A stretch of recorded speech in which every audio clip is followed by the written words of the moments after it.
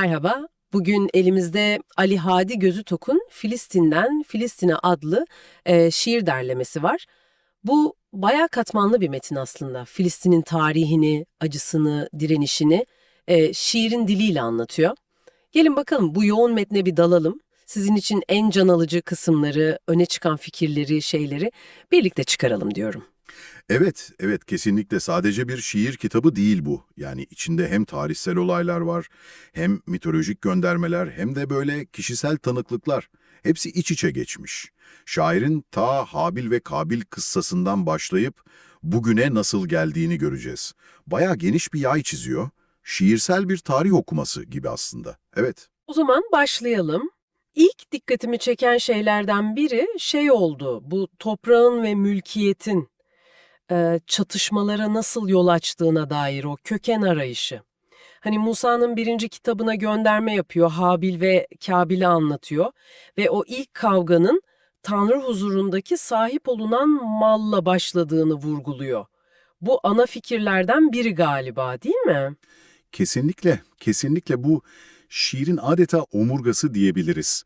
Filistin coğrafyasının ta antik çağlardan beri işte Fırat'tan, Nil'den, Kübele'den falan bahsediyor metinde bir sahiplik mücadelesine sahne olduğunu hissettiriyor şiir.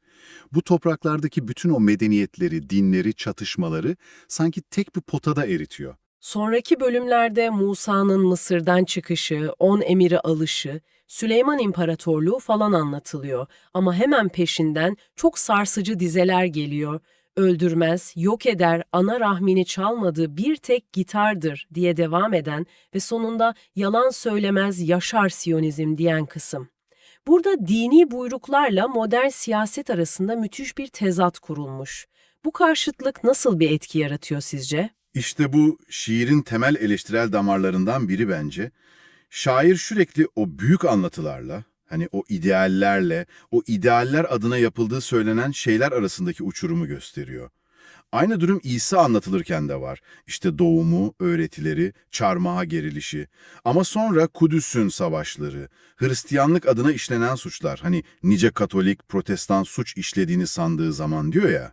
Ve Paskalya'nın kayıp gün olması. Hep o ironiyi, yani mesajla eylem arasındaki o acı boşluğu vurguluyor sanki. Anladım, anladım. Sonra İslamiyet'in doğuşu ve sonrası geliyor. Muhammed, halifeler, Emeviler, Abbasiler, Selçuklular, Haçlılar, Eyyubiler, Memluklar, Moğollar, Osmanlılar bayağı hızlı bir geçiş var dizelerde. 400 yıllık Osmanlı dönemi için değneksiz yaşattı Filistinli köyleri gibi ilginç bir ifade kullanılmış. Belki biraz romantik mi demeli ama hemen ardından Theodor Herzl'le İnsanların gözüne ısırgan otu tohumları ekildiği söyleniyor. Bu iki ifade arasındaki keskinlik ne anlatıyor bize? Bu geçiş bence şiirdeki tarih algısının önemli kırılma noktalarından. Osmanlı dönemi belki de sonrasında yaşanan büyük travmalarla karşılaştırıldığında bir tür sakinlik dönemi gibi yansıtılıyor tabii bu şairin kendi yorumu. Ama Herzl ve Siyonist hareketin başlamasıyla birlikte şiirin tonu bariz bir şekilde değişiyor.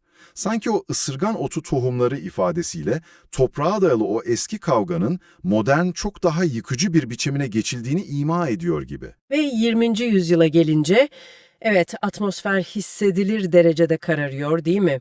İngiliz mandası, İkinci Dünya Savaşı, Holocaust dehşeti. Çok canlı imgeler var.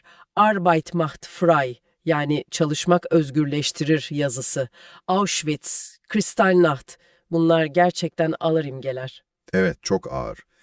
Ve şiir bu soykırımdan kurtulanların Filistin'e gelişini ve hemen peşinden 1948'de İsrail Devleti'nin kuruluşunu şairin deyişiyle celse kapanır, Pandora'nın kutusu açılır ve Filistinlilerin nekbesiyle yani o büyük felaketle yerlerinden edilmelerini birbirine bağlıyor. Sanki bir trajedi bir başka trajediyi tetiklemiş gibi sunuyor durumu. Özellikle Der Yasin katliamı gibi olaylar, burada Peygamber Amos'un torunları, İzaklar, İlyaşalar, Biginlerin, İrgun'un parmakları olduğu dizeleriyle İrgun gibi gruplara atıf var sanırım. Ve şair Salim Cebran'dan alıntıyla o kelepçelenme, utanç teması.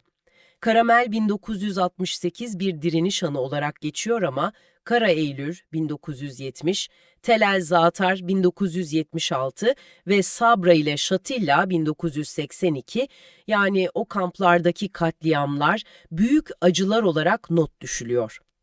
Ve tabii intifada. Şiirdeki sapanındaki taşlara kurşun, pankartlara kasatura savrulur veya bütün çocukların adı bir de Filistin'dir gibi dizeler o dönemin ruhunu çok iyi yakalamış bence. Direnişin artık gündelik hayatın bir parçası olduğu, çocukların bile bu mücadelenin bir sembolü haline geldiği bir tablo çiziyor. Ama tüm bu acıların içinde yine de bir devamlılık hissi, bitmeyen bir direniş ruhu da seziliyor sanki dizelerde. Özetlersek, Ali Hadi Gözütok'un şiirleri bize Filistin'i sadece bir coğrafya olarak değil, binlerce yıllık bir tarih, iç içe geçmiş inançlar, dinmeyen acılar ve evet, süregelen bir direniş bütünü olarak sunuyor ve hep o mülkiyet, toprağa sahip olma arzusunun yarattığı trajedinin altını çiziyor. Kesinlikle. Şiirin son dizeleri de zaten bu döngüyü çok çarpıcı bir şekilde bağlıyor. Biliyorsunuz işte Filistin'e mal edilme yüzünden ilk savaşın başladığı Kabil ile Habil'in dünyası hala göremedi o savaşın sonunu. Sanki tarihin en başındaki o kardeş kavgasının yankıları bugüne kadar hiç susmamış gibi. Bu dizeler gerçekten insanı durup düşündürüyor. Acaba tarih, şairin işaret ettiği gibi bu mülkiyet ve egemenlik kavgasının bitmeyen bir tekrarı mı sadece? Şiirin bu kadar karmaşık ve acı bir gerçekliği, bu kadar yoğun bir dille ifade etme gücü üzerine de belki biraz kafa yorabilirsin.